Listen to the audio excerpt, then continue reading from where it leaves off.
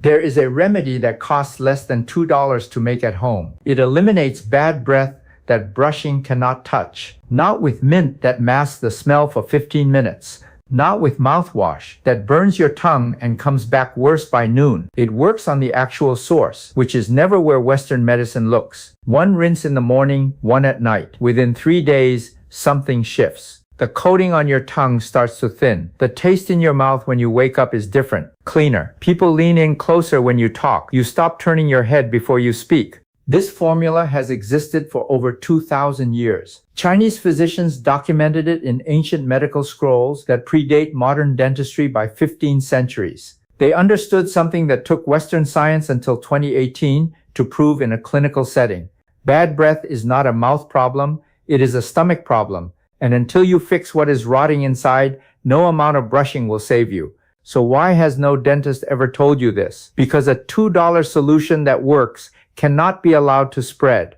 Not when the mouthwash industry alone generates over $6 billion a year. This is the formula the oral care industry prayed you would never find. Let me tell you what chronic bad breath actually does to a person. 60 million people in the United States have chronic halitosis. 1 in 4 adults. By age 50, that number climbs to 1 in 2. And here is what the statistics do not capture: the slow social suffocation.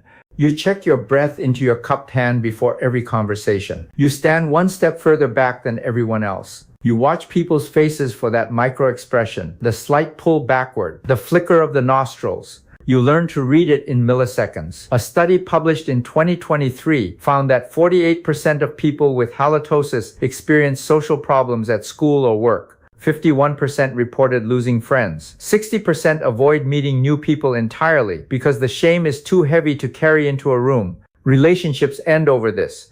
Job interviews fail over this. People stop speaking in meetings, stop going to parties, stop living their lives because of an odor they sometimes cannot even smell themselves. And every one of them has tried everything. The prescription toothpaste from the dentist's office, the charcoal rinse from the health food store, the tongue scraper from Amazon, the $30 probiotic mints from the wellness aisle.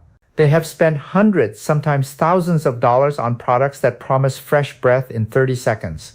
None of it works, because none of it addresses where the smell is actually coming from. Let me take you back to 1921. A struggling pharmaceutical company in St. Louis is sitting on a product that nobody wants. The product is Listerine, originally invented in 1879 as a surgical antiseptic. Doctors used it to sterilize instruments in operating rooms. Hospitals used it to clean floors. Someone even marketed it as a treatment for gonorrhea. It was not selling. People had no reason to pour this stinging, medicinal liquid into their mouths every day. Bad breath was just a fact of life, like body odor before deodorant. Nobody thought of it as a crisis. Then Gerald Lambert, the son of the company's founder, found an obscure medical term in a dusty journal. The term was halitosis, a Latin word combining halitus, meaning breath, with the clinical suffix osis. Lambert did not cure bad breath. He invented a disease. His advertising team created a character named Edna, a beautiful young woman with every quality a man could want, except one fatal flaw: halitosis.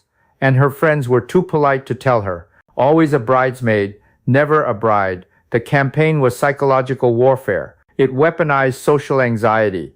It told people that their closest friends would watch them fail in silence, too embarrassed to mention the odor that was destroying their lives. Listerine's annual revenue went from $100,000 in 1921 to $4 million by 1927, in 6 years. Adjusted for inflation, that is a jump from $1.3 million to $57 million. By the late 1920s, Listerine was the third largest print advertiser in America. They did not sell a solution. They sold shame. And then they sold the temporary relief from that shame in a bottle for $3.99. Today, the global oral care market is worth $37 billion. The mouthwash segment alone exceeds $6 billion, all built on a marketing playbook written a century ago, designed to make you feel broken, then sell you a Band-Aid that you have to repurchase every month. Here is what dentists do not tell you, because most of them do not know. 80 to 90% of halitosis originates in the oral cavity. That is true. Bacteria on the tongue, between teeth, in the gum pockets. But that means 10 to 20% comes from somewhere else entirely, from your gut. And for the people who brush twice a day, floss religiously, scrape their tongues, use medical-grade mouthwash, and still cannot escape the smell, that 10 to 20% is 100% of their problem. A 2011 study published in the Journal of Medical Microbiology examined 44 patients with chronic halitosis and digestive symptoms. They tested them for a bacterium called Helicobacter pylori, the same organism that causes stomach ulcers and gastritis. 91% of the patients with bad breath tested positive for the infection. In the control group without bad breath, only 32% carried the bacteria. When the infection was treated with antibiotics, 16 out of 18 patients saw their halitosis disappear completely. Not reduce, disappear. The bacterium produces hydrogen sulfide and methyl mercaptan, rotten egg gas, the same compounds that make breath smell like decay. These gases form in the stomach lining and travel upward through the esophagus, through the throat, into the mouth. No toothbrush reaches there. No mouthwash kills what is living in your gut. This is what Chinese physicians understood 2,000 years ago. They called it stomach heat. In traditional Chinese medicine, the mouth is not an isolated organ. It is an extension of the digestive system. The tongue reflects the condition of the stomach. The smell reflects the heat trapped inside. When the stomach cannot clear what it needs to clear, the smell rises. It does not matter how many times you brush. The problem is below. Chinese physicians documented this connection in texts like the Huangdi Neiji, the Yellow Emperor's classic of internal medicine, written over 2,000 years ago. They did not have electron microscopes or gas chromatography, but they observed patterns across thousands of patients over centuries of practice. They noticed that people with chronic bad breath also had constipation, acid reflux, bloating, and a thick white coating on the tongue. Modern research has now confirmed these observations. The tongue coating they described corresponds to bacterial overgrowth.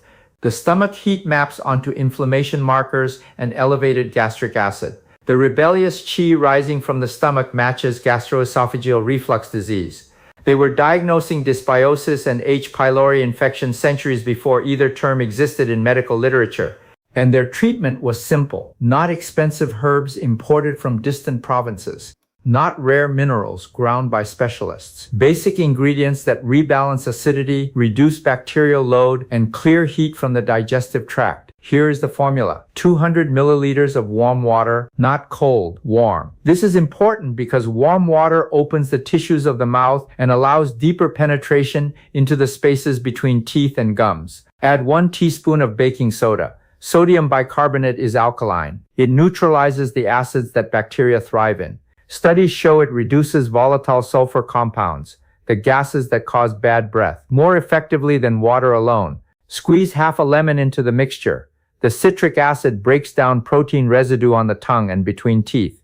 This is the food source for odor-causing bacteria. Remove the food, you weaken the colony. 1 teaspoon of salt. Sodium chloride creates an osmotic effect that pulls moisture out of bacterial cells, effectively dehydrating them. It also stimulates saliva production. Dry mouth is one of the primary accelerators of halitosis because saliva naturally washes away bacteria throughout the day. Stir until dissolved. The liquid should be cloudy and slightly warm to the touch. Rinse for 30 seconds. Swish it through your teeth, over your tongue, against the roof of your mouth. Do not swallow. Spit. Morning and night, every day. Within 3 days, the coating on your tongue begins to thin. Within a week, the smell that has followed you for years starts to fade. Your mouth feels different, cleaner than it has felt in decades.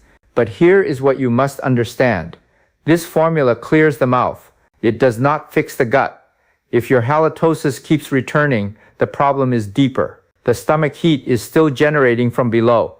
That is when you address the source. Avoid the foods that produce internal heat according to Chinese medical theory. Fried foods, alcohol, coffee, excessive spice, red meat in large quantities. Eat cooling foods instead.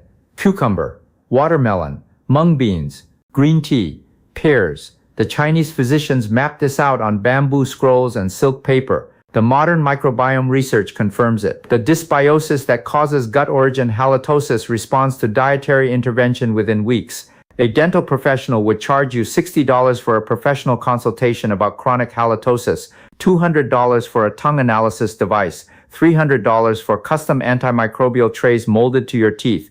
They would see you every 3 months at $150 per visit. They would sell you prescription rinses at $40 a bottle that you need to replace monthly. You just learned a formula that costs less than $2. Ingredients from any grocery store in any country. No appointment, no prescription, no strangers examining your mouth and charging you for the privilege of their judgment. This knowledge did not disappear because it stopped working. It disappeared because it worked too well for an industry that profits from your recurring shame. Your great-grandparents knew some version of this formula. It was passed down in households where people could not afford doctors and had to heal themselves. Saltwater rinses for sore throats, baking soda paste for cleaning teeth, lemon and honey for congestion. These were not primitive folk remedies from ignorant ancestors. They were the result of thousands of years of observation, trial, and transmission from one generation to the next. The $6 billion mouthwash industry prays every single day that you never learn what you just learned in this video. But now you know. 3 ingredients, 2 minutes, twice a day. That chronic halitosis you have been hiding for years. That shame that makes you turn your head mid-conversation.